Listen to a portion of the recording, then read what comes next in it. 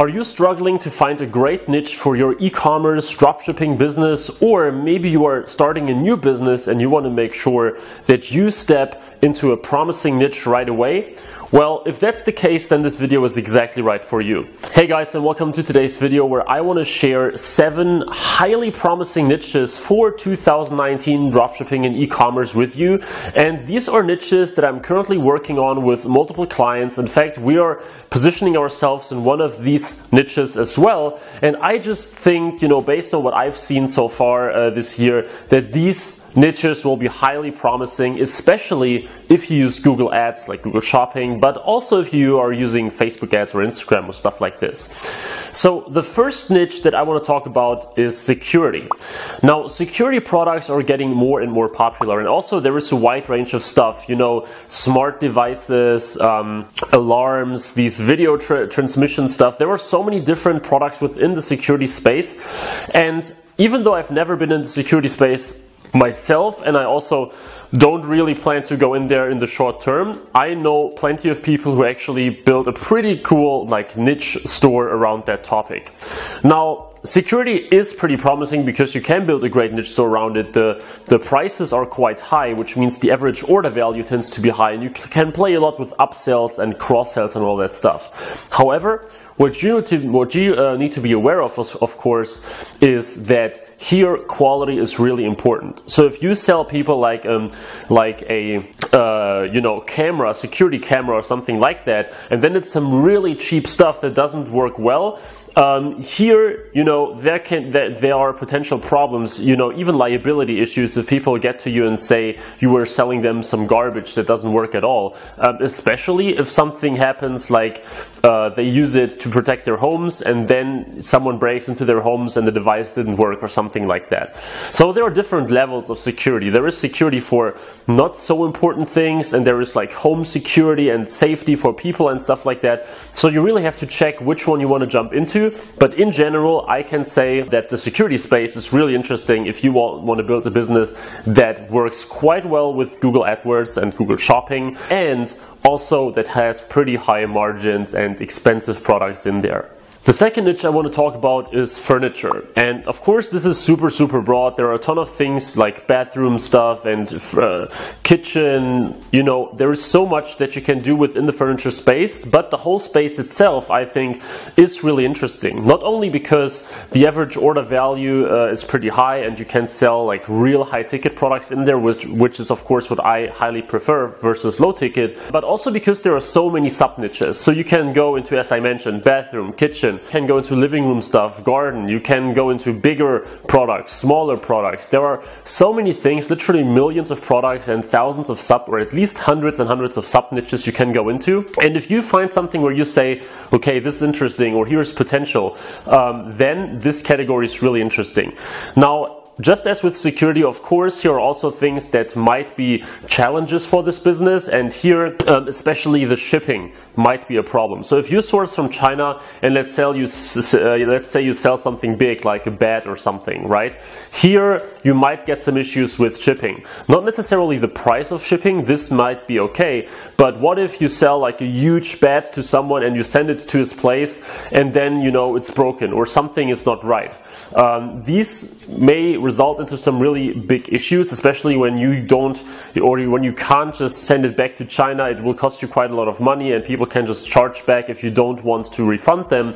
So these are the challenges in that space. Therefore, when you jump into furniture, it may be a good idea to actually think about getting a local supplier. So for example, if you sell in the US, getting a US supplier or a European supplier if you want to sell here, then it makes things much easier. So this is something that you should keep in mind when you want to be in that space, but I can highly recommend to check it out because there will be a lot of potential, especially, as I said, with all the different sub niches within it. The third niche that you might want to consider is wellness and everything related to it.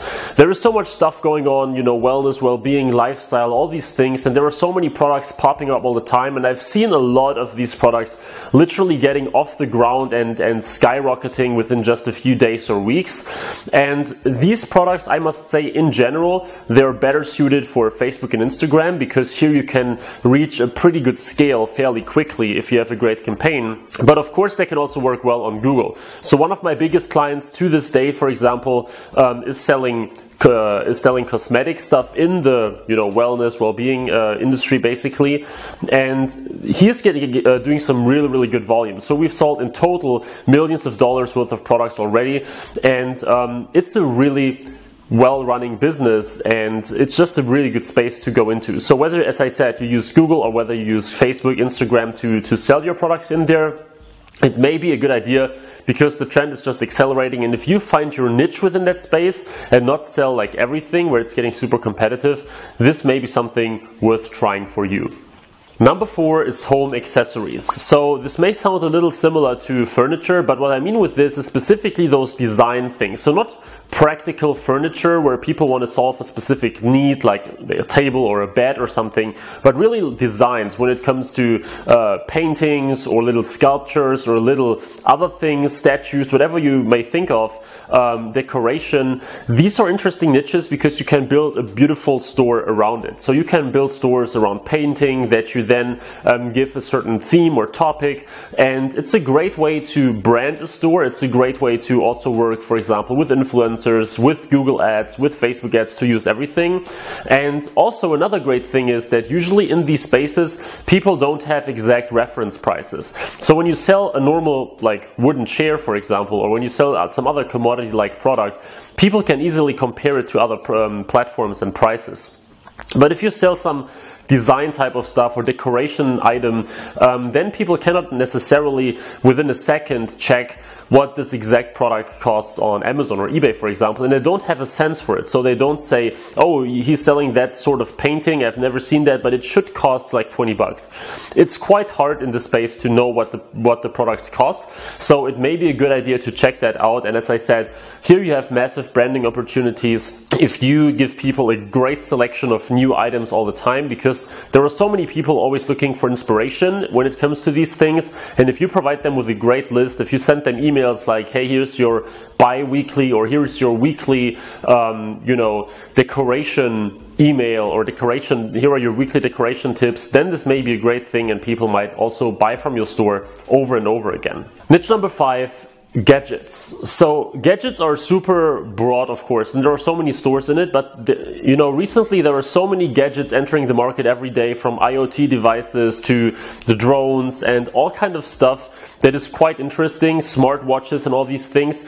And what I recommend in this case is build a store around one very specific gadget, whether it's a one product store where you really just advertise and sell one specific gadget product, or whether it's something, for example, drones in general or smartwatches in general, right? There are so many ways that you can now establish your store as a go-to source for that specific product, combine it with great landing pages and stuff. And gadgets are just getting more and more popular, especially now with smarter devices and all these things. So I highly recommend that you check this out. If this is something for you, many people find furniture or something like that a little too boring and gadgets a little more exciting. Of course, it's also a little easier to write like big copy and bigger landing pages for a gadget with a lot of functions than it is for a bed, for example, right? So great and very interesting space. Definitely consider going into this, and same as for the other ones, you can also here find some really high ticket items. Number 6 is niche cosmetics. So cosmetics itself is super competitive, right? But there are always products that are super specific and super niche where you can still find a lot of potential. So one example of this is this whole vegan and cruelty-free stuff. Now, this is also getting really competitive now, but just some time ago, there were not that many stores that were totally focused on that and then still had great products. So this is the other thing, right? And there are more and more stores popping up where only specific ingredients are used, or where only specific, procedures were made or specific things were done. And if you can brand your store, or if you can position yourself in that particular space, so cosmetics for a very specific type of thing, or for a very specific type of person, for example, then I'm sure that you can build a great brand around that. Now, of course, here the challenges are that you may not be able to sell it for a lot of money right away, and that your customer acquisition costs may be high before you're able to really brand. But especially once you went through these initial months of work and you see some results and you build a following and all that stuff, then chances are that you can actually build something really cool around that, and that you can cooperate with a lot of influencers and all that stuff. And now the last niche, the last point, is niche sports, or specific sports actually. So there are many sports, and especially there are many popping up all the time that sometimes sound super strange, right? I'm not talking about typical stuff like football, tennis, and all these normal sports that everyone knows about. I'm really talking about niche sports where you cannot find the equipment everywhere, where you cannot just, you know, do a quick Google search and you find 1,000 listings on Amazon and 1,000 other websites, and especially those where there aren't a lot of dedicated websites to that specific sport. The good thing here, again, you can work with very specific influencers that are doing that sport. You can work with specific websites that promote that sport. You can very well use Google Ads for that if people are looking for equipment for that sport. So plenty of stuff that you can do. And this is just a great niche because also, depending on the sport, you may actually be able to sell quite some high ticket items. But even if not, as I said, the possibilities here are endless because there are, you know, there's a very specific target audience, and chances are that if you have good products, you will be able to sell to these people on a regular basis. Alright, so these were my 7 niches that I recommend to check out if you are currently on the fence of building a new store, or if you're currently struggling with your general store, for example, you want to try something new. If your niche store right now isn't working, let me know in the comments which of these you found most interesting. Like, do you think furniture sounds better than gadgets, and what is your favorite here? Also, if you don't mind, share below in the comments what you are currently operating in. So which niche are you currently focused on, and does it work for you so far? If you don't mind, please comment this below. And if you enjoyed this video, please leave a like and subscribe to not miss on any other e-commerce and marketing content. So this being said, guys, I really hope that you enjoyed it, and I'm looking forward to see you in the next video again. Bye bye.